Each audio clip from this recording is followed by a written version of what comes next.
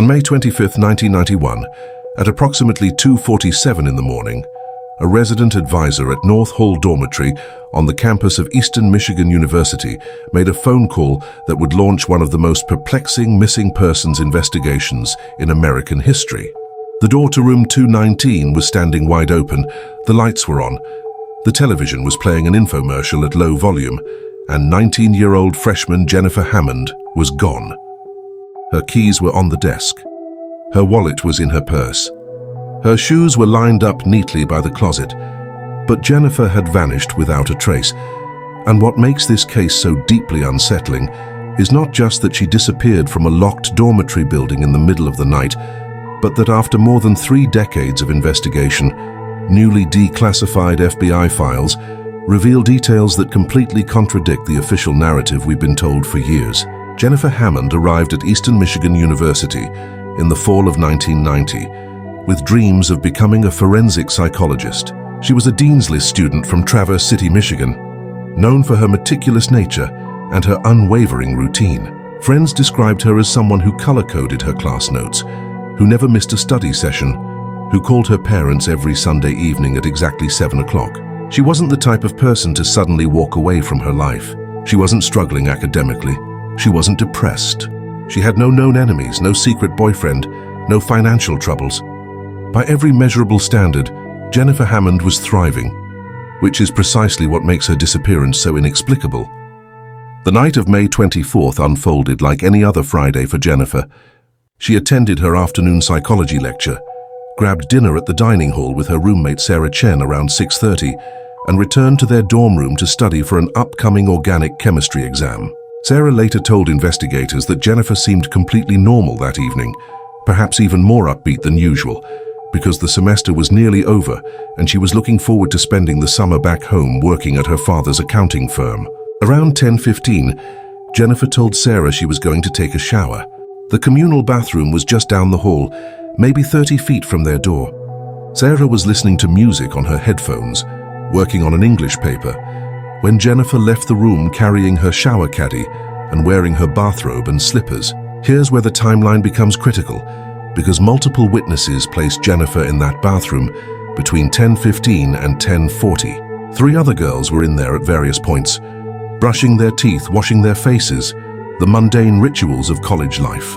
All 3 would later tell police that Jennifer was in the shower stall at the far end, that they could hear the water running, that everything seemed completely ordinary. One of the witnesses, a sophomore named Michelle Torres, specifically remembered making eye contact with Jennifer through the gap in the stall curtain and exchanging a brief smile. Michelle left the bathroom around 10:35. She was the last person to definitively see Jennifer Hammond alive. Sarah Chen fell asleep sometime around 11:30, her headphones still on, her laptop still open on her bed. She assumed Jennifer had come back from the shower and gone to sleep, because when she briefly woke up around 1 in the morning to use the bathroom, she noticed Jennifer's bed appeared occupied, the blankets pulled up in a way that suggested someone was sleeping underneath them. Sarah didn't turn on the light. She didn't want to wake her roommate. She simply walked down the hall, used the bathroom, and returned to sleep. It wasn't until the resident advisor's emergency knock at 2:50 in the morning that Sarah Chen turned on the lights and realized those blankets were stuffed with pillows. Jennifer's bed had been staged to look occupied, and Jennifer herself was nowhere to be found. The resident advisor, 21-year-old Marcus Webb, had been doing his routine floor check before heading to bed when he noticed the door to room 219 was not just unlocked, but actually standing open about 6 inches. This immediately struck him as wrong, because North Hall had strict security protocols. The building's exterior doors were locked at 11 o'clock every night, accessible only with a student key card. Each dorm room had an automatic lock that required a key to open from the outside. For Jennifer's door to be standing open at nearly 3 in the morning meant either she had deliberately propped it open or someone with access to her key had opened it from the inside. The scene he encountered has been described in police reports as disturbingly ordinary. The overhead light was on. The television was playing, volume turned low. Jennifer's textbooks were stacked on her desk, alongside her highlighters and index cards. Her mini fridge was humming quietly in the corner. Her backpack hung on the back of her desk chair. Everything looked like a student had just stepped out for a moment and would return any second, except for one detail that Marcus Webb noticed immediately, and that would become central to the entire investigation. Jennifer's shower caddy was sitting on top of her dresser, and it was bone dry. Let that sink in for a moment. Jennifer Hammond left her room at 10:15, carrying a shower caddy, was confirmed to be in the shower by multiple witnesses until at least 10:35. But when her room was discovered empty hours later, her shower caddy was completely dry. Not damp, not recently used, dry, as if it had been sitting there untouched for hours. The FBI file documents that campus police photographed that caddy extensively. The soap was unused, still in its wrapper. The shampoo bottle was full, the cap still sealed with the manufacturer's plastic ring. The washcloth was folded, perfectly clean. This wasn't the shower caddy of someone who had just taken a shower.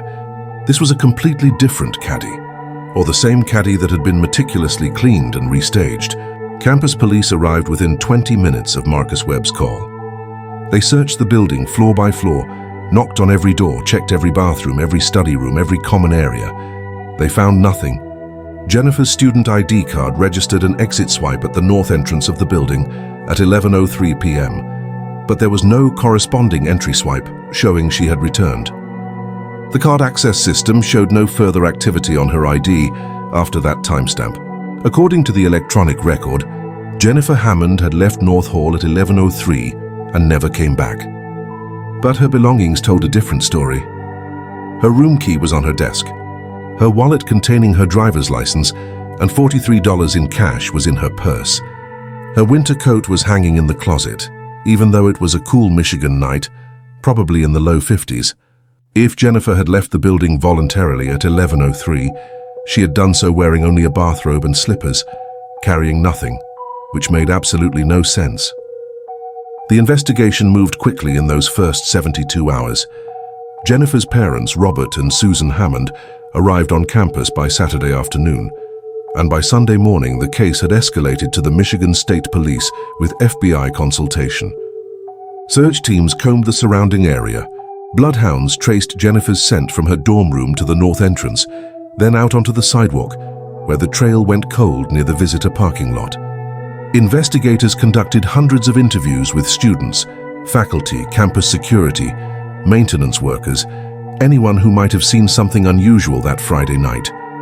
They pulled security footage from every camera on campus, and this is where the case takes its first genuinely eerie turn. The north entrance of North Hall had a security camera positioned above the doorway, angled to capture anyone entering or exiting. The footage from May 24th shows normal activity throughout the evening, students coming and going, typical Friday night traffic. At 11:03 p.m., the timestamp that matches Jennifer's card swipe, the camera shows the door opening, but there's a problem. The video quality is poor by today's standards, grainy and dark, but investigators could clearly see that someone exited the building at that exact moment. The figure is wearing what appears to be a long coat or robe, moving quickly, head down, face not visible. The person walks directly out of frame within seconds, heading toward the parking lot. Campus police initially assumed this was Jennifer, that she had left the building for some unknown reason, but when the FBI's technical analysis unit enhanced the footage months later, they identified something that had been missed in the initial review. The person in the video is significantly taller than Jennifer Hammond's confirmed height of 5'3". The figure in the footage appears to be at least 5'8" or 5'9". The FBI file contains a memo dated March 2019 that lays out this pattern in disturbing detail. Between 1989 and 1993, 8 young women disappeared from college dormitories in Michigan, Ohio, Indiana, and Illinois. The cases were never connected because they occurred in different jurisdictions, were investigated by different agencies, and the similarities were subtle enough that no one recognized the pattern at the time. But when analyzed together using modern behavioral profiling techniques, the FBI unit concluded these disappearances were likely the work of a serial offender who had access to college campuses, who understood dormitory security systems, and who was skilled enough to remove victims without leaving physical evidence. The memo specifically identifies Jennifer Hammond's case as fitting the profile. and recommends reopening the investigation with focus on individuals who had employment or access to multiple campuses during that time frame.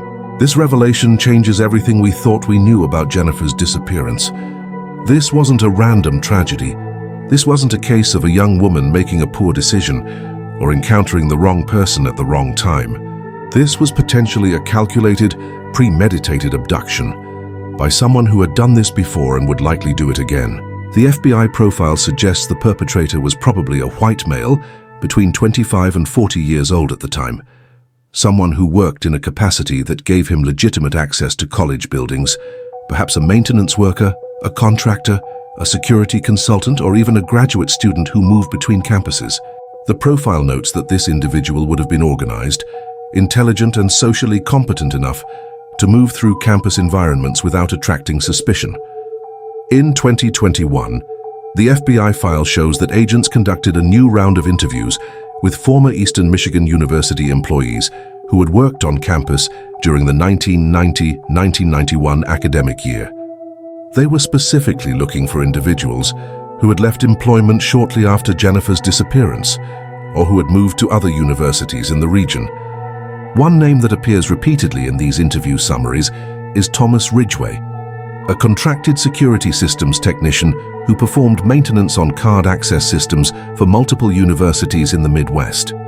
Ridgway had been on the Eastern Michigan campus on May 23, 1991, the day before Jennifer disappeared, updating software in the dormitory access systems. He had legitimate access to North Hall. He understood exactly how the card readers worked, and according to employment records, he left his position with the security contractor in August of 1991, just 3 months after Jennifer vanished, citing personal reasons. FBI agents located Ridgway in 2021, living in Arizona under a different name. He agreed to an interview, which is documented in the file. During this interview, Ridgway acknowledged working on the Eastern Michigan campus in May of 1991, but denied any knowledge of Jennifer Hammond's disappearance. He explained that he left his job because of a divorce and wanted a fresh start in a new state. When agents asked if he would be willing to provide a DNA sample, Ridgway declined and requested an attorney. At that point, the interview ended. As of the most recent entries in the FBI file dated October 2024, Thomas Ridgway remains a person of interest, but has not been charged with any crime related to Jennifer's case. The investigation remains open and active. But there's another theory that emerges from the FBI file, one that's more disturbing, because it implicates not an outside contractor, but someone who lived in North Hall that night. Several students reported to investigators that in the weeks leading up to Jennifer's disappearance, there had been a series of strange incidents in the dormitory. Doors were found propped open when they should have been locked. Items went missing from rooms, small things like jewelry or clothing. One student reported finding someone else's shower caddy in the bathroom when she knew it wasn't there earlier. Another student heard footsteps in the hallway at 3 in the morning, and when she looked out, she saw a figure in dark clothing slipping into the stairwell, but she couldn't tell if it was a man or a woman. Campus security investigated these reports, but found nothing conclusive. They attributed the incidents to typical dorm life confusion, students forgetting to lock doors, misplacing items, the usual chaos of communal living. So if that wasn't Jennifer leaving the building at 11:03, who was it? And if Jennifer didn't leave at 11:03, then when did she leave? Or more disturbingly, did she leave at all? The FBI file reveals that investigators considered the possibility that Jennifer had been removed from the building through a ground floor window, but every window in North Hall was examined and all were found locked from the inside with no signs of tampering. They considered the possibility of the service entrance in the basement, but that door was kept locked and required a specific maintenance key that only 6 campus employees possessed, all of whom were accounted for that night. They even considered the roof access, but that required passing through 2 locked doors, and there was no evidence anyone had been up there in weeks. Detective Raymond Pacheco of the Michigan State Police was the lead investigator on the case, and according to his notes in the FBI file, he became convinced early on that Jennifer Hammond never actually left North Hall alive. His theory, which he documented extensively but which was never made public, was that Jennifer had been attacked somewhere inside the building, that her body had been concealed somewhere within the structure, and that it would eventually be discovered during renovation or demolition. Pacheco's reasoning was methodical. The locked building, the lack of any sighting after 10:35, the staged bed, the dry shower caddy, the mysterious figure on the security footage who clearly wasn't Jennifer. Everything pointed to an inside job, someone who had access to the building, who knew the security protocols, who had time and privacy to clean up evidence. Campus security logs show that on the night of May 24th, 3 security guards were on duty.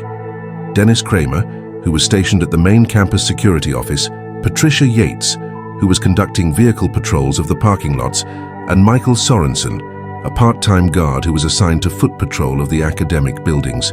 All 3 were interviewed extensively. All 3 passed polygraph examinations. All 3 had alibis that checked out. But here's what the FBI file reveals that was never released to the public. Michael Sorensen's foot patrol route that night took him past North Hall multiple times, and his time logs show a 28-minute gap between 10:40 p.m. and 11:08 p.m., where his location is unaccounted for. When questioned about this gap, Sorensen explained that he had stopped to help a student with a dead car battery in the west parking lot, but investigators could never locate this student or verify this story. Sorensen was never charged with anything. There was simply not enough evidence, but Detective Pacheco's notes indicate he remained a person of interest throughout the investigation. The case generated massive media attention. In the summer of 1991, Jennifer's face was on the cover of newspapers across Michigan. America's Most Wanted featured her disappearance in a segment that aired in July. Tips poured in from across the country, hundreds of reported sightings, well-meaning people who thought they saw a young woman matching Jennifer's description at a gas station in Ohio, a shopping mall in Indiana, a bus station in Illinois. Every single lead was investigated. Every single one led nowhere. Jennifer Hammond had simply ceased to exist on the night of May 24th. And as the months stretched into years with no breaks in the case, public interest gradually faded. The story became another tragic entry in the long list of missing persons, a cautionary tale parents told their college-bound children, a case that went cold. But investigations don't really go cold in the way people imagine. Detectives retire, jurisdictions change, but case files remain open and evidence sits in storage, waiting for technology to catch up, for witnesses to come forward, for that one crucial detail to finally make sense. In Jennifer Hammond's case, that detail emerged in 2019 when the FBI's Behavioral Analysis Unit conducted a comprehensive review of unsolved disappearances from college campuses during the 1990s. What they discovered was a pattern that had never been fully recognized before. A cluster of cases from 1989 to 1993 involving young women who vanished from dormitories in the Midwest under remarkably similar circumstances. The women were all college freshmen or sophomores. They all disappeared during late-night hours. They all left behind their personal belongings, and in at least 4 of the cases, including Jennifer's, there were irregularities with dorm security systems on the nights they vanished. The FBI file contains a psychiatric profile that suggests these incidents were not random, but rather a perpetrator establishing patterns, testing security, observing routines. The profile indicates that whoever took Jennifer Hammond had been watching her, learning her schedule, waiting for the right opportunity. The fact that her shower caddy was replaced with a clean one suggests premeditation, that someone had prepared for this, had access to an identical caddy, or had cleaned the original so thoroughly that it appeared unused. This level of planning indicates someone who spent significant time in North Hall, who knew the residents, who understood the rhythm of dormitory life well enough to know when the resident advisor made his rounds, when the hallways would be empty, when a crime could be committed without witnesses. Sarah Chen, Jennifer's roommate, provided a detail in a follow-up interview years later that wasn't included in the initial investigation reports. She told FBI agents that about 2 weeks before Jennifer disappeared, she came back to their room one afternoon to find the door unlocked. Jennifer wasn't there, but Sarah distinctly remembered locking the door when she left that morning. At the time, she assumed Jennifer had stopped by between classes and forgot to lock it when she left again. but Jennifer later told Sarah she hadn't been back to the room all day. The two of them concluded that maybe Sarah had forgotten to lock the door in the first place, but looking back, Sarah now wonders if someone else had been in their room that day, if someone had obtained access to their key or learned how to manipulate the lock. This possibility raises a question that haunts everyone who studies this case. How much danger was Jennifer Hammond actually in during those final weeks? Were there warning signs that went unrecognized? Were there moments when she felt unsafe but dismissed her instincts? Her parents told investigators that Jennifer had mentioned feeling like someone was watching her when she walked across campus at night, but she attributed it to general campus paranoia, the natural wariness any young woman feels when walking alone in the dark. She never reported feeling directly threatened. She never mentioned anyone specific who made her uncomfortable. But the FBI profile suggests that predators of this type are often skilled at remaining invisible, at observing their victims without creating obvious alarm, at being present in the environment without standing out. The case file includes phone records from the hallway phone in North Hall, because in 1991, most students didn't have cell phones and many made calls from the communal phone at the end of each floor. Investigators found that on the night of May 24th, someone used that phone to make a call at 11:47 p.m., nearly an hour after Jennifer was last seen in the bathroom. The call lasted 4 minutes and was placed to a number in Detroit that belonged to a payphone outside a 24-hour convenience store. Detectives drove to Detroit, interviewed the store employees, pulled security footage from that night, but found nothing useful. The payphone was in a busy area. Dozens of people used it every day, and there was no way to determine who had answered that call or what was discussed. But the timing is significant. If Jennifer had already been taken by 11:47, who made that call from the hallway phone and why? One theory documented in the FBI file is that the perpetrator used that phone to establish an alibi or to create a false trail. If someone was trying to make it appear that Jennifer had left the building voluntarily, making a phone call from the hallway phone could suggest she was still in the dorm, still going about her normal activities, when in reality, she may have already been incapacitated or hidden somewhere in the building. This theory aligns with the staged bed, the replaced shower caddy, the careful attention to creating a scene that looked normal at first glance. Everything about this crime suggests someone who thought through the details, who understood that buying time was crucial, that the longer investigators believed Jennifer had simply wandered off, the colder the trail would become. As years passed, and the investigation continued to hit dead ends, Jennifer's family never stopped searching. Her father, Robert Hammond, retired from his accounting firm and dedicated himself full-time to keeping his daughter's case in the public eye. He maintained a website, distributed flyers, attended true crime conventions, appeared on podcasts, anything to keep Jennifer's story alive. He passed away in 2018, never knowing what happened to his daughter. Susan Hammond still lives in Traverse City, still hoping for answers. In interviews with FBI agents in recent years, she has expressed frustration that the case received so little media attention after the first year that as time went on, fewer and fewer people seemed to care about finding Jennifer. She believes that if her daughter had disappeared from a more prestigious university, if she had come from a wealthier family, if she had been different in some way, the investigation would have received more resources, more publicity, more urgency. The FBI file suggests she may be right.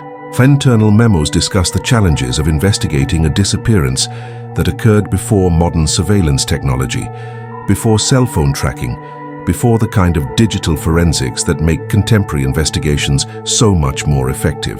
In 1991, if someone wanted to make a person disappear, it was significantly easier than it would be today. There were no security cameras on every street corner, no GPS data, no social media footprints, no text message records. A skilled perpetrator could commit a crime and, with careful planning, leave virtually no trace. The FBI agents working Jennifer's case today acknowledge that if this same disappearance happened now, they would have dozens of additional investigative tools that simply didn't exist 3 decades ago. But here's what's particularly haunting about the newly released FBI files. They contain evidence that was gathered in the weeks after Jennifer's disappearance, but was never fully analyzed at the time. In June of 1991, campus maintenance workers found a small amount of blood on the concrete floor of a North Hall basement storage room during a routine cleaning. The room was used to store furniture, old desks and chairs and bed frames waiting to be repaired or disposed of. The blood was collected, documented, and filed away. But in 1991, DNA analysis was expensive and time-consuming, and without a clear connection to Jennifer's case, the sample sat in evidence storage for decades. In 2022, as part of the FBI's cold case review, that blood sample was finally tested using modern DNA technology. The results came back as a match to Jennifer Hammond. Let me repeat that because it's critical. Jennifer's blood was found in a basement storage room of North Hall, a location that should have been locked and inaccessible to students. According to the FBI file, this discovery fundamentally changed the investigation's direction. It confirmed that Jennifer had been injured, likely fatally somewhere inside the building she called home. It meant that all the searches of the surrounding woods, all the investigations of reported sightings across the Midwest, all the theories about her running away or being abducted off campus were pursuing the wrong leads. Jennifer Hammond's final moments almost certainly occurred inside North Hall, in a locked basement room that only maintenance staff and security personnel could access. The FBI immediately began reinvestigating everyone who had key access to that room in May of 1991. This included 12 campus employees, 7 maintenance workers, 3 security guards, and 2 residence life administrators. Of those 12, 3 had passed away in the years since 1991. 4 had moved out of state and were tracked down for new interviews. 5 still lived in the area. Every single person was asked to provide DNA samples. Every single person complied. And here's where the investigation stands. As of the most recent file entries, none of the DNA samples matched any foreign DNA found at the scene. The only blood in that basement room belonged to Jennifer Hammond, which means either the perpetrator left no biological evidence, or the perpetrator was someone whose DNA wasn't in the system and who wasn't among the 12 key holders investigators tested. This brings us back to Thomas Ridgway, the security systems contractor who refused to provide a DNA sample. The FBI file contains a legal analysis discussing the challenges of compelling Ridgway to provide DNA without enough evidence to obtain a warrant. He's never been charged with a crime. He has no criminal record. Simply refusing a voluntary DNA test isn't grounds for a warrant. Agents would need probable cause, a direct connection between Ridgway and the crime, and right now they don't have it. What they have is circumstantial. He was on campus the day before Jennifer disappeared. He had technical knowledge of the security systems. He left his job shortly after the incident, and he refuses to cooperate fully. That's suspicious, certainly, but it's not enough for a judge to issue a warrant. The most recent entries in the FBI file, dated just months ago, indicate that investigators are pursuing a new strategy. They're attempting to obtain DNA from Ridgway through genealogical databases, the same technique that was used to identify the Golden State Killer. If Ridgway has any relatives who have submitted DNA to ancestry websites, investigators might be able to build a family tree that leads back to him and provides the probable cause they need for a warrant. It's a long shot, a process that can take years, but it represents the best hope for finally answering the question that has haunted Jennifer Hammond's family for more than 3 decades.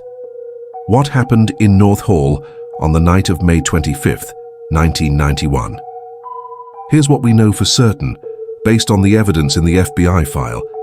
Jennifer Hammond went to take a shower at approximately 10:15 p.m.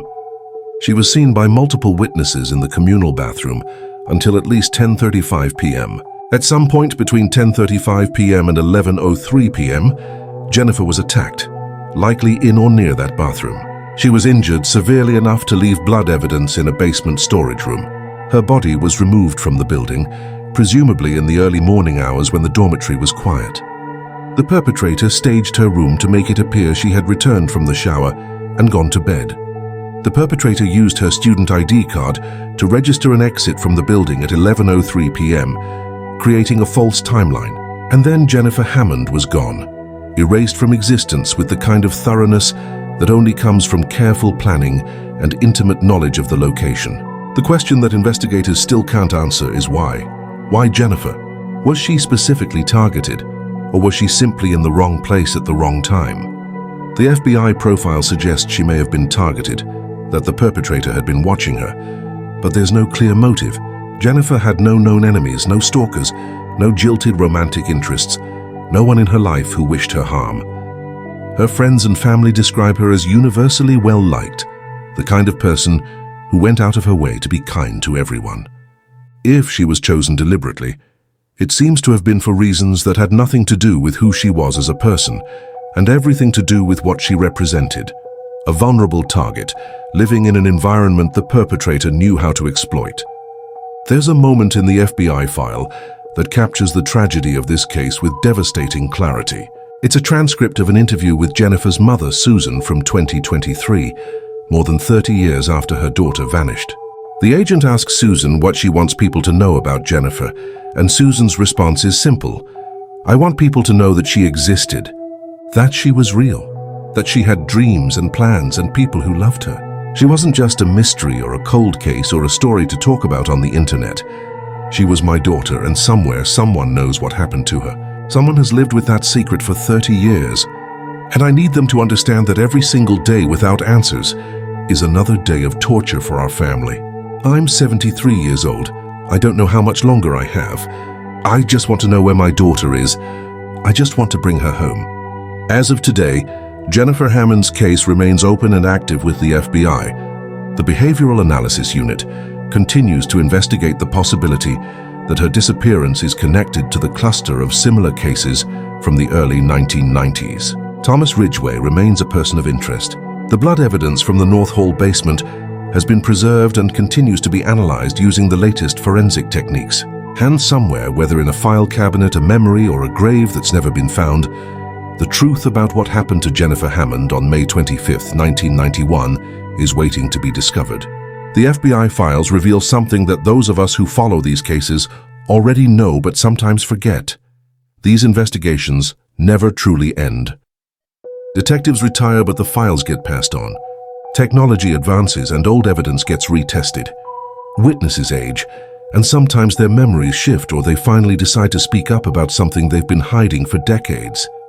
Cold cases get solved 40, 50, even 60 years after the crime. DNA databases grow larger every day. Someone who got away with murder in 1991 might have a grandchild who submits DNA to a genealogy website in 2025, and suddenly, after all these years, there's a match. Justice moves slowly, but it moves. If you know anything about Jennifer Hammond's disappearance, if you lived in North Hall in 1991, if you worked on Eastern Michigan's campus during that time, if you remember something unusual from that spring that you never reported because it seemed insignificant, the FBI wants to hear from you. The smallest detail, the strangest coincidence, the half-remembered conversation, any of these things could be the piece that finally solves this puzzle. You can contact the FBI's Detroit field office. You can submit tips anonymously. You don't have to be certain, you just have to be willing to speak up. Jennifer Hammond was 19 years old when she disappeared. She would be 53 now, probably with a career, a family, a life full of the ordinary joys and sorrows that the rest of us take for granted. Instead, she exists frozen in time, forever 19, forever missing, forever waiting for someone to tell her story completely. The FBI files give us pieces of that story, fragments of truth that have been hidden for 3 decades, but the full picture remains just out of reach. Somewhere in the gap between what we know and what we can prove, the answer exists. And until that answer comes to light, Jennifer Hammond's case will continue to haunt everyone who encounters it, a reminder that even in places that should be safe, even surrounded by people who should protect us, darkness can find a way in. The files are now public. The evidence has been laid out. The investigation continues. And somewhere, someone knows exactly what happened in North Hall on that spring night in 1991. The question is whether they'll ever tell.